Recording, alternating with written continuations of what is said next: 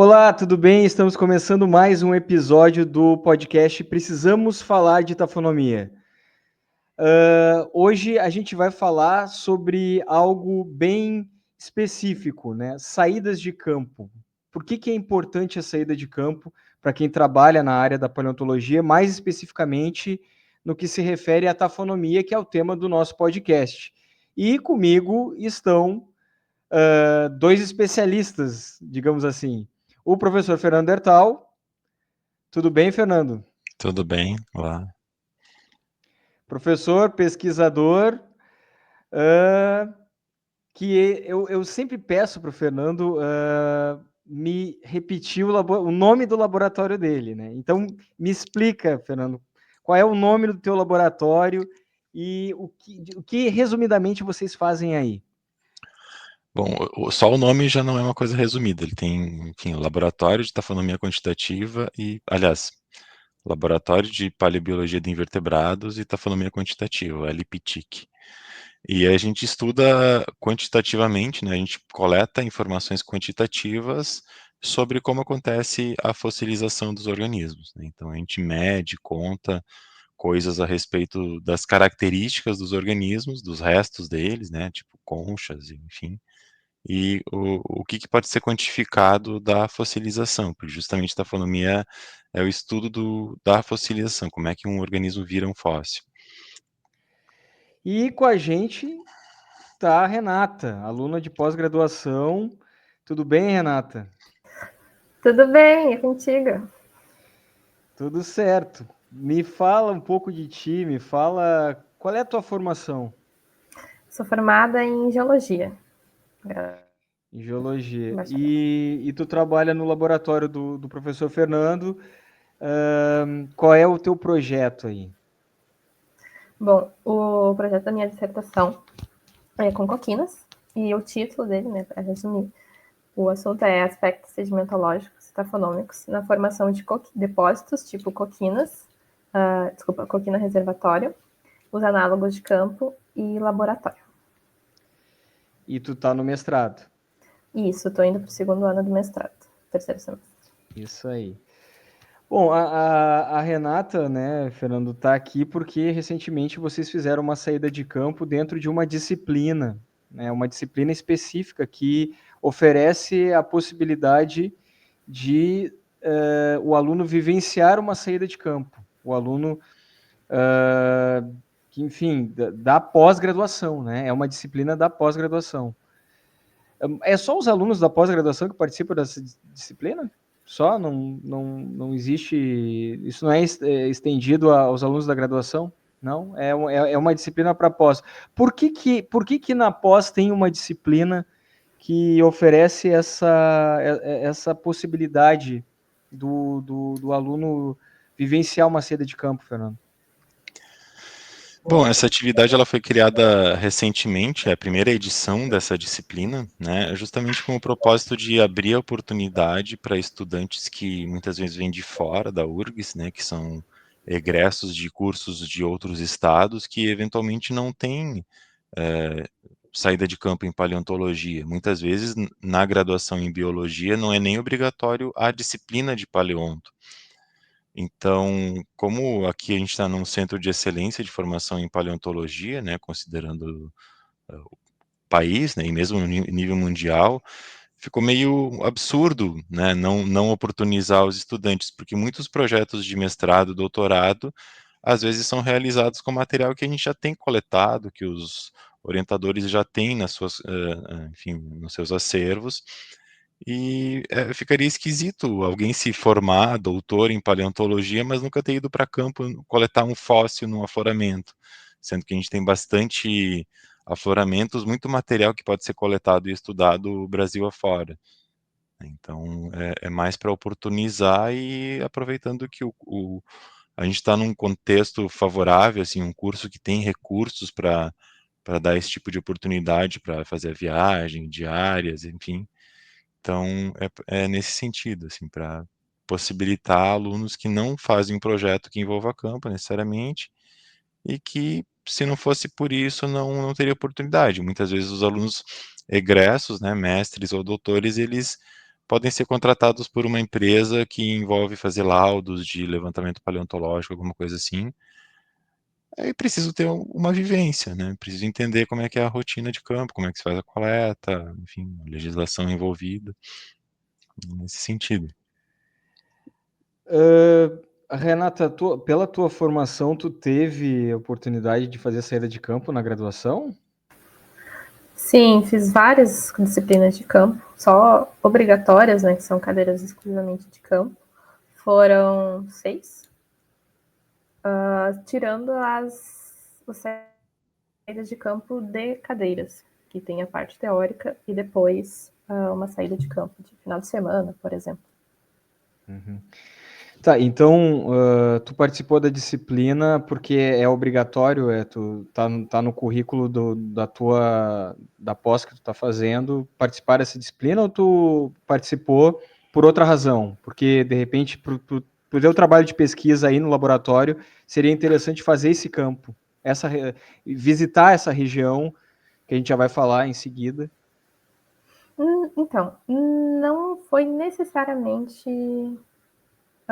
desculpa, não foi necessário fazer esse campo para minha dissertação. O que acontece é que antes eu ia fazer um projeto, eu tinha um projeto de mestrado, e eu troquei, e ele se relaciona com a paleontologia. Então, para fazer uma revisão, eu fiz a cadeira teórica no primeiro semestre, e agora nesse eu fiz a de campo para complementar. Porque até nessa cadeira de campo nós vimos rochas já muito antigas e completamente diferentes das que eu vou estar trabalhando. Entendi.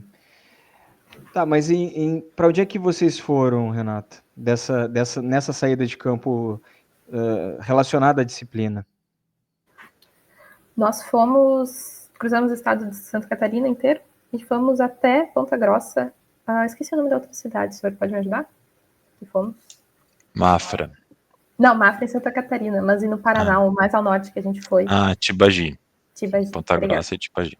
E vocês pararam numa cidade em Santa Catarina para fazer campo e depois em Tibagi, Mafra em Santa Catarina e Tibagi, Paraná, para fazer campo também. Exatamente. Tá. E por que foi escolhido essas cidades? Por causa dos afloramentos ótimos que tem lá nessas cidades. Eles são muito ricamente fossilizados. Tá, então me fala mais sobre esses afloramentos. Por que eles são ótimos? Por quê? O professor acho que fala melhor. Não, então, ano passado eu havia feito uma viagem de campo exploratória para essa região justamente para testar um roteiro viável para essa disciplina. Então eu fiz esse trajeto de carro, enfim, gosto de dirigir, gosto de visitar afloramento, então unir o útil ao agradável, para ver como é que era o estado dos afloramentos. Muitas vezes cresce vegetação, eles ficam inacessíveis, ou tem alguma urbanização que tira o acesso a alguns locais. Então eu precisava ir em afloramentos que já estavam bem conhecidos na literatura e verificar eu mesmo se daria para fazer uma tarde de coleta de fósseis com uma turma ali, assim por diante. Até descobri afloramentos que eram desconhecidos na literatura, encontrei material, levei os estudantes para lá e a gente passou uma manhã inteira e não encontrou nada, mas também faz parte. Então, naquela região, né, desde Santa Catarina, ali em Mafra, que é norte e nordeste do estado, na divisa com o Paraná, indo um pouco na direção noroeste, até Ponta Grossa, e de Ponta Grossa indo de novo para a direção nordeste, né, como quem vai para São Paulo, toda aquela região é rica em afloramentos sedimentares, né, de rocha sedimentar, onde tem fósseis. E na região de Ponta Grossa, em particular, são muito reconhecidos os fósseis de um determinado período geológico, que é conhecido como Devoniano.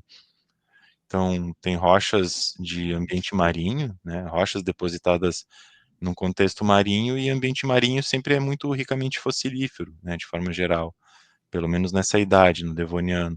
Então já era bem conhecido esses afloramentos, todos muito fossilíferos, fáceis de encontrar os fósseis, né, a Renata pode falar sobre isso também, e cumpriria bem o objetivo de dar essa oportunidade, ver o que é um afloramento, ver que tem que bater um pouco, que não é bem assim, que aqui tem, às vezes no mesmo horizonte, se a gente for caminhando não tem mais, era só naquele trechinho ali, né, para entender essas particularidades que tem um afloramento em comparação com o outro. É interessante isso. A gente já falou aqui no podcast sobre melhores fósseis, sobre formas de fossilização.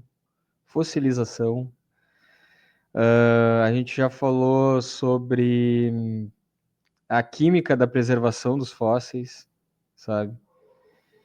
E eu acho que eu gostaria de retomar isso de repente. Vamos por parte. Tipo, melhores fósseis.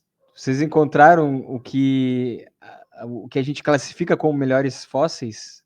Sim, ou seja, aqueles preservados, bem preservados, preservados com características que remetem e que demonstram como ele era ainda vivo, né? Encontraram esse tipo de fósseis lá? Fernando. Não, eu ia deixar a Renata se manifestar, mas já que não, eu falo. Sim, com reticências, porque o afloramento que a gente visitou em Mafra, ele é reconhecido mundialmente porque ele é tratado como um depósito que se chama, enfim, se usa um termo em alemão que é Fossil Lagerstätten, que é acumulações fossilíferas com preservação excepcional. Isso a gente tinha tratado justamente naquele episódio.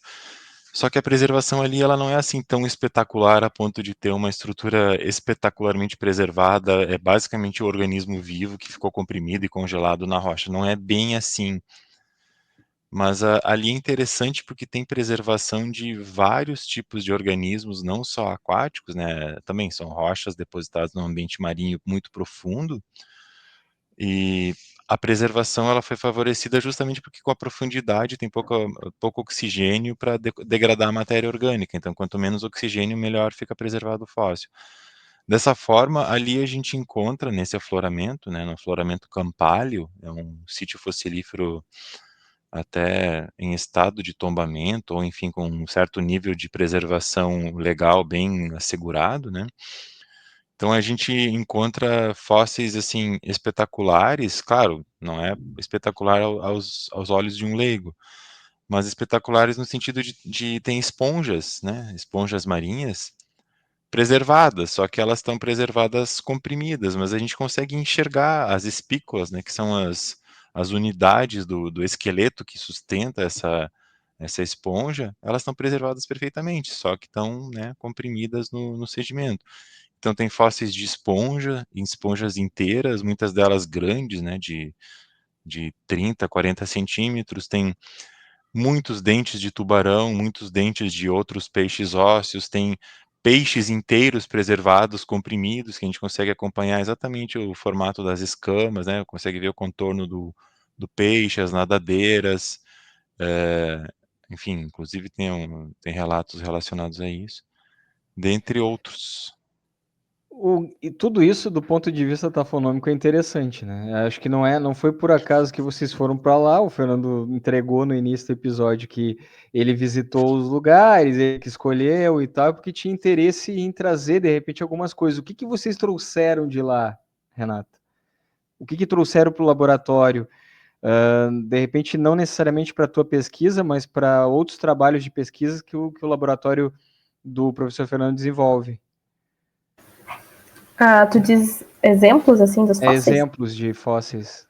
Eu vou ter que pedir ajuda da professora, porque de cabeça eu não vou lembrar o nome. Mas muitos trouxeram muitos fósseis. Sim, diversos, no geral. Principalmente fósseis de braquiópode, de bivalves. Eu lembro especificamente de um dente de tubarão que foi encontrado Dente também. de tubarão. Escamas de peixes. Fósseis de escamas? Fósseis de escamas de peixe. Na rocha, impressa? Direitinho, parece um tecido, assim, de tão... Impressa na rocha. Isso. Interessante, olha, interessante. Até Se puderem fotografar alguns desses exemplos para a gente colocar nos cortes que a gente vai fazer para o Instagram, a gente pode compartilhar com quem nos ouve imagens, né? Então esse exemplo, por exemplo, é algo, né? É uma redundância, mas esse exemplo seria muito interessante mostrar em imagem, né? Explorar isso em imagem no nosso perfil. Acho que até para entenderem, ó, é um exemplo de preservação, a taxonomia, para a taxonomia é muito importante um exemplo assim. Acho que dá para fazer, mas esses fósseis que nós trouxemos, eles estavam, quando a gente tirou das caixas, muito úmidos, então eles estão mais frágeis ainda. Então, acho que dá tempo de tirar, eles secarem até o momento de aplicação. Sim. Não, vamos fazer isso.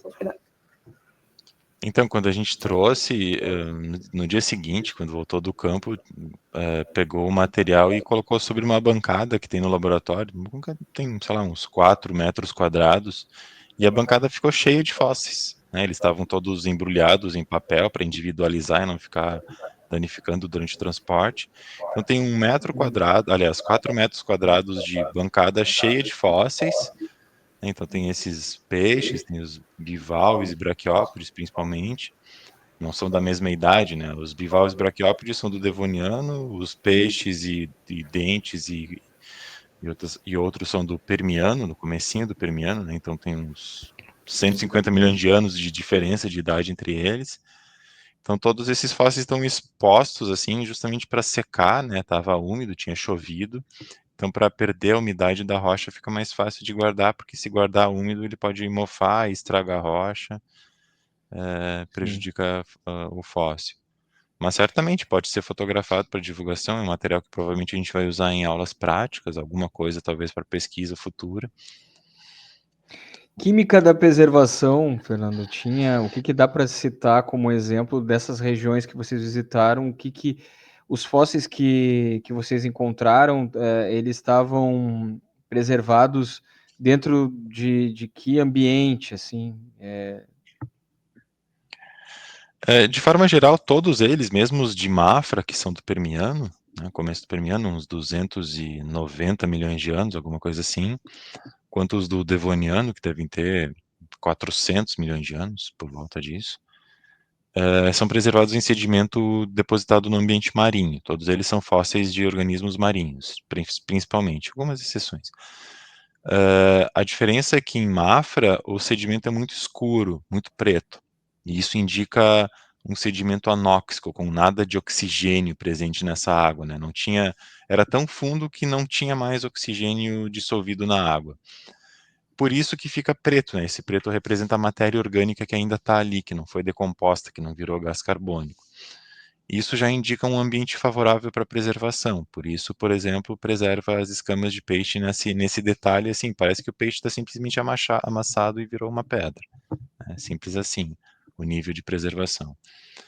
Lá em Ponta Grossa e região, os fósseis são preservados principalmente na forma de impressões, ou seja, a concha do bivalve, a concha do braquiópode ficou no sedimento, foi soterrada, em algum momento ela dissolveu, mas ficou a réplica dela, né? Ficou tipo um molde, né? Aliás, a gente chama de molde, ou às vezes contramolde, né? Dependendo qual é a parte que está, só com a forma.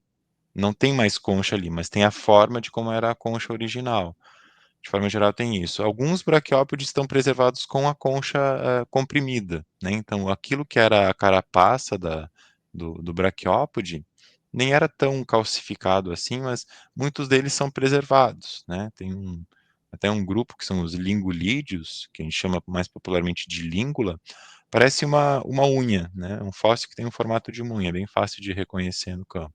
Esses estão preservados na forma de uma compressão, ou seja, a concha original está preservada, pode ter alguma modificação química, mas a maior parte daquilo que está preservado pertencia ao organismo original.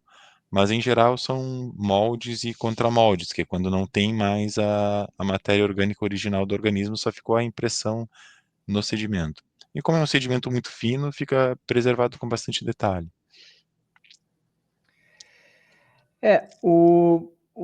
Bom, Renata, vamos tentar falar um pouco sobre o teu trabalho também. né? Mas resumidamente, até aqui, a gente pode observar que para a tafonomia, a saída de campo, de fato, é muito importante, né? O Fernando mesmo colocou que nem sempre a saída de campo sai de acordo com o que a gente planeja, né? O pesquisador separa uma região onde ele imagina que possa encontrar determinados fósseis em razão das características da região, enfim, né? E muitas vezes ele chega lá e não é bem assim, não encontra os materiais que de fato ele buscava lá, ou enfim, o que ele deduzia que tivessem lá, né? Das saídas de campo que tu já fez, assim, tu já passou por uma situação parecida? Ah, com certeza. No mapeamento isso era quase todo dia. No mapeamento nós fazemos, como é que eu posso explicar? A gente seleciona, os professores, na verdade, selecionam uma região para nós, ao longo daquela sessão do mapa, visitarmos afloramentos que não são conhecidos, assim, digamos, na literatura, mas eles são representativos das rochas que tem ali, para nós fazermos, então, um mapa geológico. Beleza. E na etapa pré-campo, nós olhamos imagens de satélites e vemos pontos que achamos que temos afloramentos. Aí a gente vai lá, às vezes é um barranco, só tem terra, não tem nem rochação para tirar alguma medida de mergulho, né, na rocha ou alguma coisa assim. E na paleonto é assim com os fósseis, né? Às vezes a gente acha, não, aqui tem um nível que esse tipo de rocha é perfeito para preservar. E daí chega lá, custa para achar ou não acha. Tu sabia o que era tafonomia quando tu começou o curso? Lá na graduação? Lá na graduação. Não. Na graduação eu aprendi na cadeira de paleonto 1 sobre tafonomia ainda. Professor Schultz. Mas por que a tafonomia? Por que tu escolheu a tafonomia? Trabalhar com tafonomia agora na pós-graduação? Então, eu já tinha trabalhado um pouco com a minha orientadora anterior, a Carla Barros, na graduação em IC. Um pouco com tafonomia, assim, mas era mais só na fragmentação, para quantificar, né? E não conseguimos desenvolver muito por causa da falta de material. E alguns outros porquês. E ficou, não. Não vamos entrar nesses detalhes. Muitos detalhes. Mas nunca mais voltou, e agora surgiu a oportunidade com o professor, então... Mas o que te chamou a atenção na tafonomia? Porque ela parece um CSI, assim, investigando os fósseis. E gosto dessa investigação. Tu gosta desse processo de investigação. A gente já... Pensar tudo o que aconteceu ali, eu acho que é uma coisa minha, assim, eu fico imaginando literalmente a conchinha ali, e ela sendo transportada, ou algum outro bichinho. Quando eu tô analisando o material, é isso que eu fico pensando, o que pode ter acontecido aqui? Essa assinatura, alguma coisa. Interessante essa relação, né? É uma investigação mesmo, é uma investigação do passado. Não é um crime, né, propriamente, mas é a investigação do passado. Às vezes tem predação, hein? Às vezes pode ser considerado. Pode ser um crime, exatamente, pode ser. Eu acho que quando tem a ação do homem no fóssil é porque houve, de repente, algum desequilíbrio ali provocado pelo próprio homem, né, de algum tipo de trabalho desenvolvido na região que matou os seres, e vocês posteriormente encontraram os fósseis e podem, então, a partir dessa investigação que a tafonomia proporciona, identificar o que gerou aquela degradação, enfim, o que gerou a morte e o que gerou a degradação, e como eles se preservaram ali, né? E o teu trabalho? Tu falou no início do episódio. Qual é o título do teu trabalho? O título do meu trabalho, palavra por palavra, é Aspectos Sedimentológicos Tafonômicos na Formação de Depósitos tipo coquina reservatória, análogos de campo e laboratório. Então, o que a gente... Exatamente, palavra por palavra. Por enquanto é esse. Isso, perfeito. Não, eu achei interessante o título. Achei interessante. Só eu não entendi direito o que possa ser esse estudo. Então, eu posso ajudar depois, mas a Renata vai ter que sofrer primeiro. Tenta me explicar aqui o que é essa semana a gente gravou uma live, a gente fez uma live, né, que tá já disponível. Enfim, tá no nosso, tá aqui no YouTube à disposição o episódio, a live número 6, que trata da tafonomia Missão Chile. E na tafonomia Missão Chile, o que é a Missão Chile? É um projeto, né, de pesquisa que visa identificar como as rochas do pré-sal se formaram, né?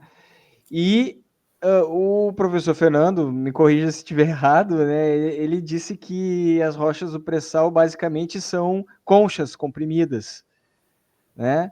Que a gente chama de coquinas. Coquina. Então, a gente está falando de rochas geradas a partir da compressão de fósseis, de conchas. É isso? Também. Não é só isso, Também. Mas é... Primeiro tem que ter a deposição. A deposição. Então tá. Desculpa, a deposição de conchas comprimidas ali formaram as rochas. Isso. Tá. Resumindo, é isso aí. Tá. Então, e como é que tu explica assim de maneira mais digamos assim, simples? Pode ser? É simples, de maneira simples, porque é que para ti é simples esse título. No automático, não, já sei que eu tenho que fazer, é isso aqui. Exatamente. Mas explicar para os outros entender. Tem que ser com palavras certas. Então tenta me explicar de maneira simples. Te falar que nem eu falo para minha família, para meus pais, para minha mãe. Isso, então, que são leigos como eu. Primeiro, digamos que aqui é uma conchinha, tá? Essa conchinha, ela tem um formato mais quadrado, de certo modo, beleza? No que ela vai ser transportada pela água, o formato dela vai influenciar. Tanto se ela for mais quadrada, se ela for mais arredondada, se ela for mais oval, por causa da hidrodinâmica, né? Também a composição dela, a estrutura química dela, vai influenciar na densidade, que também vai influenciar no transporte. Então, junto com a equipe, né, aqui do laboratório do Coquinas, com o prof, a Yasmin e os ICs, a gente está analisando, juntando informações da bibliografia, das características das espécies das regiões do Chile e de San Antônio, para ver o quanto que essas características vão influenciar na deposição. Se tem alguma espécie que ela é mais favorável para ser transportada e depositada, e coisas do gênero, por causa das suas características morfológicas. Então basicamente vocês vão identificar... Não sei, acho que não foi tão simples assim, né? Acho que eu me alonguei. Não, foi simples, que aí, vamos ver se eu entendi. Vamos ver. Basicamente, as conchas, tu está identificando um padrão, digamos assim, no formato da concha, no tamanho da concha, na degradação dela, né, ou nas condições de preservação. Tu tá definindo isso para entender de que forma elas ficaram depositadas. Isso também. E formaram rochas. Isso. De que forma elas ficaram depositadas na região tal, lá na região A, né? E de que forma elas ficaram depositadas na região B? Na região B elas ficaram depositadas lá em razão de elas terem determinadas características, determinadas formato, peso. Por certo formato, elas conseguiram ir mais além, por exemplo. Isso. Ou elas também conseguiram se concentrar numa certa região. E então, por isso que elas estão em maior quantidade. Por isso que elas se depositaram naquela região em maior número e formaram aquelas rochas. Por causa desse formato aqui... Essa lógica. Por causa desse formato aqui, o formato foi propiciado em razão da correnteza da água, da degradação do meio, é isso? É isso. Então tá, não, entendi. Se o prof quiser complementar alguma coisa. Nem precisaria, mas assim, usando o contexto do projeto, né, onde tanto a Renata quanto a Yasmin estão vinculadas, a ideia é buscar análogos atuais, tanto análogos feitos em laboratório, né, simulações em laboratório, quanto análogos na natureza, que possam ser utilizados para explicar quais são os processos e o que interfere, o que afeta, quais são os parâmetros ambientais, os parâmetros das conchas que afetam e que regulam a acumulação de, né, depósitos tipo coquina, num contexto comparável com aquilo que é interpretado para ser o pré-sal. O pré-sal, boa parte das rochas do pré-sal, que é um conjunto de rochas, né, numa área bem extensa, são rochas porosas, né, e muita dessa porosidade é derivada justamente dessa acumulação de concha sobre concha e tal, então fica minúsculos espaços e é ali que o petróleo se acumula. Então, como que como produzir uma rocha com essas características num contexto ambiental onde estavam abrindo os continentes, então provavelmente são ambientes mais ou menos costeiros ou mais continentais.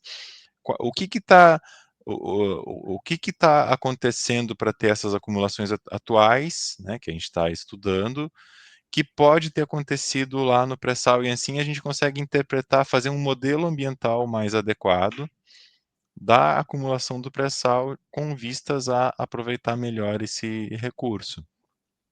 Então, por isso é muito fundamental a busca de análogos. Existem vários trabalhos na literatura científica especializada nisso que estuda esse tipo de análogo. Por exemplo, lá na Austrália tem uma acumulação espetacular, com muitas conchas num ambiente costeiro, só que lá o mar é mais quente, tem certas variações assim que não atendem exatamente o modelo. Existe um lago tectônico na África, né, que no lado oriental na África está abrindo, né, está num início de abertura de continente, mas muito inicial. Primeiro formam lagos e tem um lago que justamente tem muitas conchas e está acumulando gastrópodes, no caso, muitos caracóis, e também era usado como análogo. Então, são vários estudos que já foram feitos para fazer esse tipo de análogo, para explicar pré-sal, só que nunca se chega nos detalhes mais próximos. Então, assim, a gente está em busca de análogos para explicar esse tipo de acumulação, tipo pré-sal. Então, a Yasmin está vendo do ponto de vista Então assim. o trabalho da Renata, que pega outras regiões aí, não necessariamente essas que vocês incluíram no projeto de pesquisa que levou vocês à missão Chile, que vai levar vocês à missão da Argentina, né? Que é um projeto de petrolíferas, né? Incluindo a Petrobras. Esse projeto da Renata oferece os exemplos análogos ao que vocês encontram nessas regiões incluídas no projeto das petrolíferas, né? O que eu colocar é o seguinte, colocar os dois trabalhos em paralelo. A Renata tem um projeto mais voltado a ver os detalhes, né, das características das conchas e das espécies que estão presentes nesses depósitos, tipo do Chile e o da Argentina. A Yasmin está vendo do ponto de vista mais, digamos assim, macro, mais holístico, né? Está vendo como é que é o padrão de acumulação geral e quais são as variações que tem nesse padrão. Então, esses dois pontos de vista, né, no micro, né, da concha e no macro do afloramento, ajudam a gente a compreender os processos de acumulação dessas coquinas. Não, eu entendi. Elas participam disso envolvendo o projeto das petrolíferas, mas eu falo os exemplos que ela traz do trabalho dela servem como referência também, né?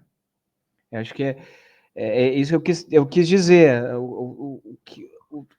Basicamente, o trabalho da Renata não está focado só nas regiões onde acontecem o trabalho de pesquisa, os trabalhos de pesquisa desse projeto das petrolíferas, né? Ela está trabalhando outra região também, ou não? Só se eu não entendi. Não, pois é, não exatamente, porque, obviamente, as conchas que estão acumuladas naquele afloramento lá em Antofagasta, por exemplo, elas são de espécies que vivem em toda a região costeira do Pacífico, ou seja, ela tem que Sim. pesquisar quais são as espécies presentes ali nessa região do Pacífico, quais são essas características, né, os parâmetros dessas conchas, para entender por que aquelas estão acumuladas e de repente outra que é abundante não está ali.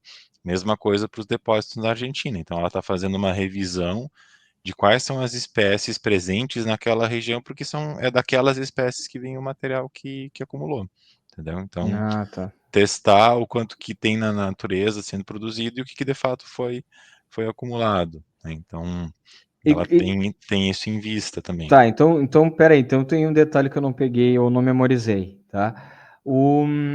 Quais são as regiões que tu escolheu para desenvolver a tua pesquisa de pós-graduação, do mestrado, Renato? Essas regiões, elas já foram pré-estabelecidas no projeto, né? A região de Antofagasta, no Chile, e de San Antônio, na Argentina. Então, são essas. Claro não, que então tá, existem então outros lugares era isso. análogos, tem outros lugares análogos que a gente usa como referências, né? Mas o foco são essas duas regiões. Tá. Então tá, não, então eu não tinha pegado esse detalhe quando tu falou nas regiões, eu achava que eram outras regiões. Então tá, então agora eu entendi. São as regiões que coincidem com esse projeto das petrolíferas que geraram a Missão Chile, que foi o episódio que está na sexta live do nosso podcast Precisamos Falar de Taxonomia aqui no YouTube, né? E vai ter o episódio agora, certamente em abril, relacionado à missão argentina, que é justamente a continuação do projeto envolvendo as petrolíferas, incluindo a Petrobras, que é para vocês identificarem como as rochas do pré-sal se formaram, né? Resumidamente, né? Identificarem. Colocado de uma forma um pouco pretensiosa, mas sim, é isso aí. Pretensiosa? Não, eu tinha colocado, eu tentei colocar de maneira simples. Não, simplificar sempre é pretensioso, então, Bom, enfim, então tá. é natural, mas a ideia geral é essa. Assim. Vocês estão participando desse episódio aí no laboratório, né, do professor Fernando.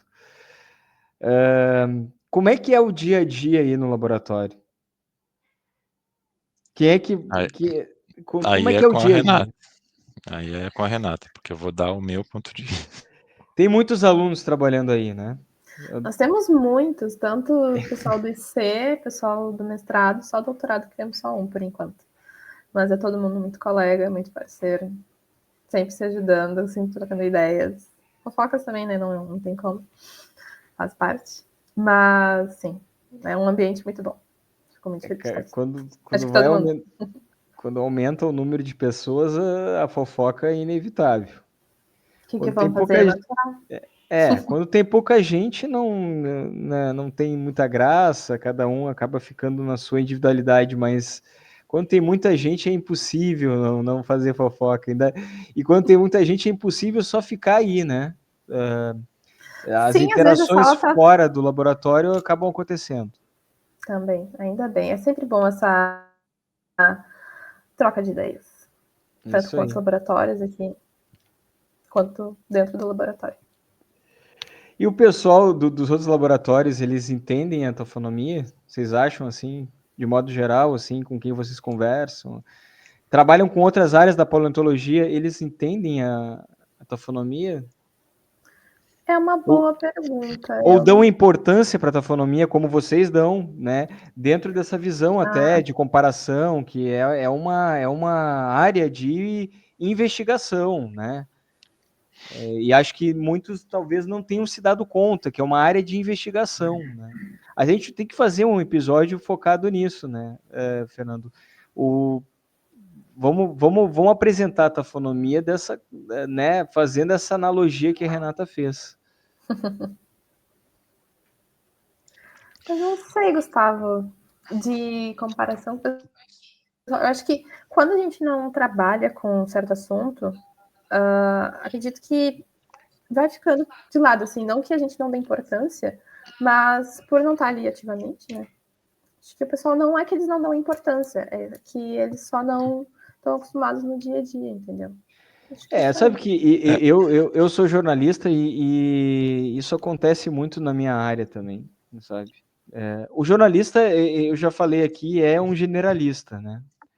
E ele procura saber sobre tudo, mas ele não se aprofunda e aos assuntos, né? A não ser que tenha algo muito, né? Aí entra o jornalismo investigativo também, de se aprofundar a um tema específico para, enfim, melhor informar. Mas, de modo geral, os jornalistas, no dia a dia, eles não se aprofundam, eles vão acessando as informações e aquilo que chama a atenção deles é que eles buscam se aprofundar, mas, de modo geral, eles vão acessando tudo. E não dão... Sabe que uma curiosidade no jornalismo, um parênteses no nosso podcast aqui, saindo um pouco da área da tafonomia, da paleontologia, o jornalista que atua em veículo de comunicação, ele geralmente não lê jornal. Ele trabalha num jornal, ele faz matéria para o jornal, mas ele não lê o jornal. Muitas vezes ele é o setorista, ele trabalha numa área do jornalismo dentro de um veículo de comunicação. Vou pegar de novo o exemplo do jornal, mas pode ser TV, rádio. Eu trabalho com política. Eu não acesso informações, não tenho informações sobre outras áreas, esporte, ou, né, não busco informações, eu acabo ficando só na minha área. E o jornalista que trabalha fora do veículo de comunicação, muitas vezes em assessoria de comunicação, que trabalha com mídias sociais, ele acaba se informando muito mais do que está acontecendo no mundo em diversas áreas, política, esporte, economia, variedade e tal, do que o jornalista que trabalha em veículo de comunicação, porque lá ele está tão focado no produto dele e na área específica que ele foi colocado, se é na política, esporte, enfim, que ele não consome outros veículos, não consome nem o próprio veículo, muitas vezes, né? Então a gente tem isso, mas não é porque não dá importância para a notícia, Sim. ou não dá importância para o seu próprio veículo. Atualizado sobre tudo o tempo todo, entendeu? A gente acaba tendenciando para um lado. É normal, natural. E nas ciências, claro, faz parte da nossa função nos mantermos atualizados. Sim. Mas é impossível saber de tudo o tempo todo. É verdade. E eu ainda sou geminiano, então eu tenho aquela coisa, né? Eu quero saber de tudo, mas não quero me aprofundar em nada. Não quero perder tempo me aprofundando. Eu não posso perder tempo me aprofundando. O meu tempo tem que ser para acumular o máximo de conhecimento que eu puder sobre tudo. Né? Então Por isso existem poucos cientistas geminianos, porque em ciência a gente tem que ter paciência. Hoje mesmo eu estava conversando com a Eduarda, outra aluna nossa aqui, que ciência é uma coisa chata e tediosa, porque tu tem que ficar muito tempo em cima de um assunto e muito, muito tempo dedicado naquele objeto, né? Então, acaba não dando tempo de ler ou se interessar por outras coisas, é natural, porque a ideia é se especializar num tema, num objeto, num projeto. Então, mas mesmo assim, voltando à pergunta que tinha feito, é difícil responder sem criar intrigas entre os laboratórios, né? Porque aqui os laboratórios, todos eles trabalham, os grupos de pesquisa aqui da Paleonto, todos trabalham com temas bastante diversos, né? Tem um grupo de microfósseis, tem um grupo que trabalha com fósseis vegetais, né? E entender a anatomia e taxonomia dos vegetais fósseis. Tem um grupo que tem bastante espaço, né, que a gente chama de pessoal lá de baixo, porque no primeiro andar trabalha com vertebrados, né, inclusive dinossauros, por exemplo, né, fala em paleontologia, todo mundo vai trabalhar naquele laboratório porque quer trabalhar com dinossauros, quer dinossauros. Mas aí aqui a gente brinca, né, porque imagina, a gente foi para um afloramento, eu não faço a menor ideia de quantos fósseis a gente coletou. Deve ter, sei lá, centenas de fósseis que a gente coletou, com certeza, em, sei lá, 2 tardes. Se fosse com um afloramento de vertebrados, se a gente desse sorte, a gente encontraria 2, 3 ossos, ou seja, 2, 3 pedaços de um organismo. E eles fazem a festa em cima disso, claro, né? É o foco deles, mas a gente pega no pé que enquanto a gente está coletando um monte de fósseis e fósseis, se eu fosse tratar cada um dos fósseis que a gente usa aqui na paleontologia de invertebrados com a mesma festa e celebração que eles fazem lá, a gente, enfim, nunca mais ia parar de festejar, porque é muito material. E a tafonomia, ela é um outro aspecto, porque dentro da paleontologia, de forma geral, a paleontologia é uma ciência bem antiga, acho que tranquilamente desde Aristóteles já existe paleontologia. Então é muito antiga, ela remonta aos gregos, veja só. Mas a tafonomia ela é muito recente, ela não tem 100 anos. Então, das áreas da paleontologia, ela é uma das mais recentes. E a forma de trabalhar a tafonomia hoje em dia, ela existe há menos de 40 anos, né, desde algumas publicações lá na década de 80. Então, a abordagem que a gente usa é uma abordagem bastante recente. Então, a tafonomia ainda não é uma área muito tradicional dentro da paleontologia. E muitas pessoas, mesmo as jovens, que trabalham com uma área mais tradicional, tipo dinossauros, às vezes não tem não dá muito valor, às vezes, para a informação que também vem daqueles fósseis que não são bem preservados, os fósseis estragados, os fósseis quebrados, os fósseis amassados, que é justamente o nosso objeto aqui. Então, a gente brinca que aqui, se a gente fosse, enfim, festejar cada caco de concha do jeito que eles festejam, a gente, enfim. Mas é só uma brincadeira, uma intriga entre laboratórios, né? Então, Sim. mas Bom, mesmo a assim, gente. é questão de objeto de estudo, assim. Cada um tem o Sim, seu projeto, vai focar naquilo e as sim. outras coisas nem sempre interessam mesmo. Não Normal. entendem direito, talvez, por causa disso, porque estão focados mais no seu projeto, no seu trabalho, enfim, né? E aí quem está focado no que se refere à tafonomia sabe bem a importância disso e, inclusive, faz essas analogias. É um trabalho de investigação, né? Não é um trabalho... É um trabalho diferente, dentro da paleontologia. Mas a gente está se encaminhando para o final do episódio já. Queria ouvir as manifestações finais de vocês aí no nosso bate-papo. Foi um prazer te ter aqui, Renata. A gente já gravou com outros alunos, né? Já fez lives, no caso, fez 2 lives.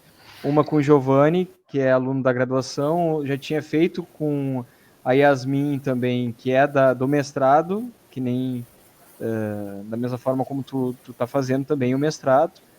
E então é muito relevante ter a presença de quem está na linha de frente, né, atuando. O professor é o especialista, mas a gente sabe que os alunos eles estão envolvidos em trabalhos de pesquisa e podem trazer as suas experiências. E eles, muitas vezes, os alunos eles têm algo para compartilhar de entusiasmo, né? Porque estão vendo coisas pela primeira vez, né? Diferente do pesquisador que já está há algum tempo atuando na área, como é o caso do Fernando. Então é interessante ouvir os alunos falarem disso, né? Falarem dos seus trabalhos, falarem da paleontologia, falarem da sua formação, falarem do seu projeto de pesquisa, seja aonde estejam, né, graduação, pós-graduação, e falarem de tafonomia, porque precisamos falar de tafonomia. Vou passar a palavra a vocês para as considerações finais. Renata, está contigo a palavra. Então, Opa, agora foi.